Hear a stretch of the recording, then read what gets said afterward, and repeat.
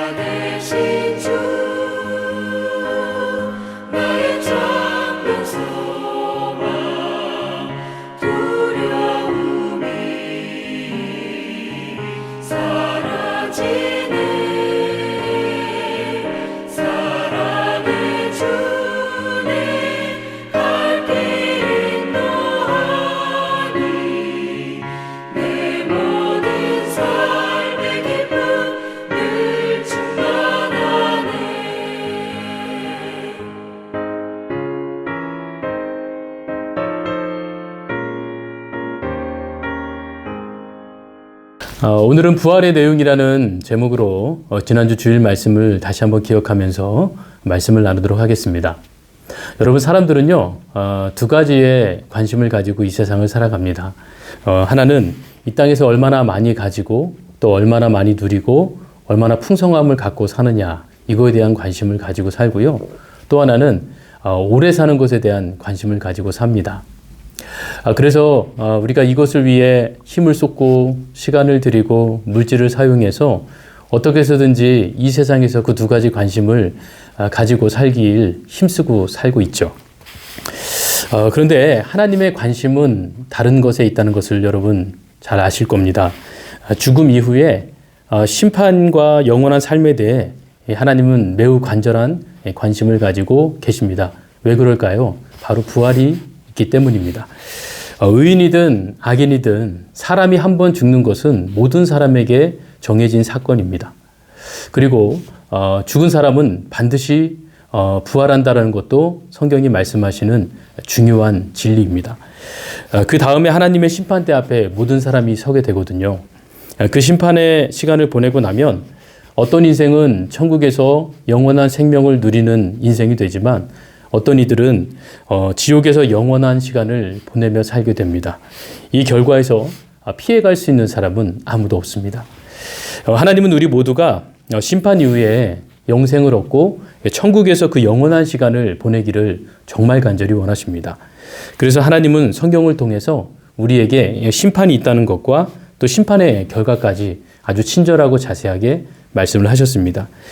이 세상에서의 죄는 걸려야 죄가 되지만 이 하나님 앞에서는 다르다라는 것입니다. 마지막 심판대 앞에 서면 우리는 모두가 다 이 하나님 앞에서 모든 죄를 스스로 다 고백을 하게 돼 있게 됩니다. 그리고 생명책에 우리의 모든 행위가 기록된 대로 심판을 받게 된다고 성경은 말씀하고 있습니다. 여러분 참 두려운 이야기가 아닐 수 없죠.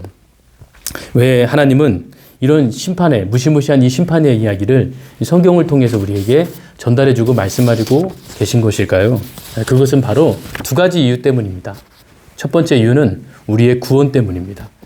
하나님의 심판의 이야기가 얼마나 무서운지 또 죄의 비참한 결과가 얼마나 잔인한지에 대해서 알게 하셔서 우리를 지옥을 두려워하고 또 천국을 소망하게 하시기 위하여서 성경을 통해서 우리에게 말씀하시는 거죠.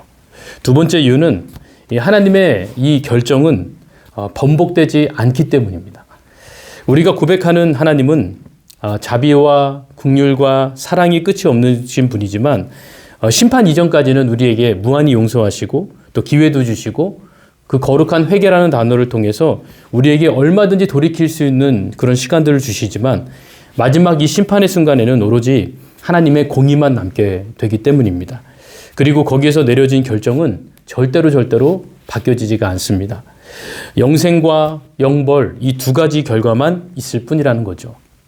그렇기 때문에 하나님은 이 심판의 순간이 오기 전까지 우리에게 영원한 생명을 얻게 하시기 위해서 성경을 통해 끊임없이 말씀해 주시고 또 회개를 통해 돌이킬 수 있는 기회를 우리에게 주시는 겁니다. 우리를 위해 가장 좋은 영생과 천국을 준비하신 그분이 우리가 그것을 누리지 못하고 사는 것을 가장 안타까워 하시기 때문이죠. 여러분, 우리가 천국 얘기하지만 천국이 어떤 곳입니까? 베드로전서 1장 4절의 말씀처럼 썩지도 않는 곳이고 더럽지도 않은 곳이고 절대 쇠하지도 않는 곳이라고 성경은 기록합니다. 또 요한계시록 21장 4절 말씀처럼 신부가 신랑을 위하여 단장한 것 같은 그런 아름다운 곳이 바로 천국입니다. 하나님이 준비하신 가장 좋은 곳, 하나뿐인 독생자 예수 그리스도를 내어주시면서까지 우리를 그곳에 있게 하시려는 하나님의 간절한 기대와 소망이 담긴 곳, 그곳이 바로 천국입니다. 그래서 하나님은 예수님을 부활시키셔서 그를 첫 열매 되게 하셨고 그 첫 열매를 통하여서 우리에게 구원을 허락하셔서 우리에게도 두 번째 부활, 세 번째 부활의 그런 주인공들로 만들길 원하시는 것이 바로 하나님의 마음이라는 것이죠. 그래서 하나님이 우리에게 성경을 주셨고 그리고 우리에게 성령을 허락해 주신 겁니다. 여러분 특별히 성령은요.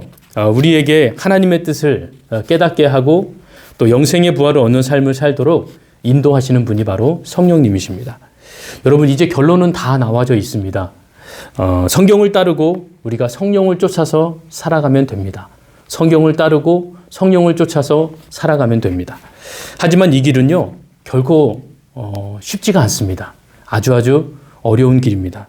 하지만 그 끝은요 이 세상 그 어떤 것과도 비교할 수 없는 영원한 영광이 예배되어 있는 곳이라는 것을 우리가 기억한다면 당장 우리가 이 세상에서 주님을 쫓고 성경의 말씀을 따라 살아가는 것이 다른 사람들과 비교해 봤을 때에 좀 손해보는 것 같고 조금 아쉬운 것 같아 보일지 몰라도 그것이 우리에게 있어서는 잠깐일 뿐 영원한 천국에 대한 약속이 예비되어 있고 그 영광이 바로 우리의 것이고 나의 것이 되기 때문에 우리가 그 시간들을 기대하면서 지금을 잘 견디고 감당할 수 있는 것입니다. 사랑하는 성도 여러분, 우리가 지난 주일날 부활주일을 은혜 중에 잘 보냈습니다. 그리고 부활의 메시지도 우리의 가슴속에 새겼습니다. 이것이 우리가 부활절 때, 절기 때에 한번 기억하고 또 잊혀지는 말씀이 아니라 언제나 성도인 우리의 가슴속에 그 부활의 메시지가 가슴 깊이 새겨져서 살아가야 될 줄 믿습니다. 그리고 우리의 생각과 마음이 늘 매일마다 매 순간마다 이 성령을 쫓아서 함께 살아가면서 날마다 우리가 주님과 함께 부활하고 그 말씀을 따라 살면서 이 세상에서 천국의 삶을 누리며 살아가는 우리 성도들의 삶이 되시기를 주님의 이름으로 축원드립니다. 같이 기도하겠습니다. 참 좋으신 하나님 감사합니다. 죄로 인하여서 영원히 죽을 수밖에 없고 영벌에 처할 수밖에 없는 우리를 구원하시기 위하여서 예수 그리스도를 우리 가운데 보내주시고 영원한 생명의 그 기가 막힌 기회를, 기가 막힌 사랑을 우리에게 허락하여 주시니 진심으로 감사를 드립니다. 하나님, 우리가 이 땅을 살아가는 동안 무엇을 따라 무엇을 쫓아 살아가야 되는지 이미 성경을 통하여, 이미 성령을 통하여 우리에게 깨닫게 하여 주셨고 알게 하셨습니다.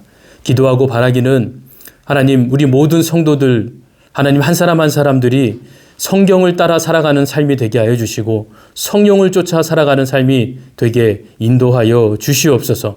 잠깐 보여지다 사라질 것에 목매이고 그것에 대해서 전심을 다해서 살아가는 인생이 되지 않고 영원한 하늘나라, 하나님께서 가장 좋은 것으로 예비하신 그 천국의 삶을 소망하면서 오늘도 믿음에서 탈선하지 않게 하시고 믿음 한가운데서 하나님의 뜻을 따라 살아가는 우리 모든 성도들의 삶 되게 인도하여 주시옵소서.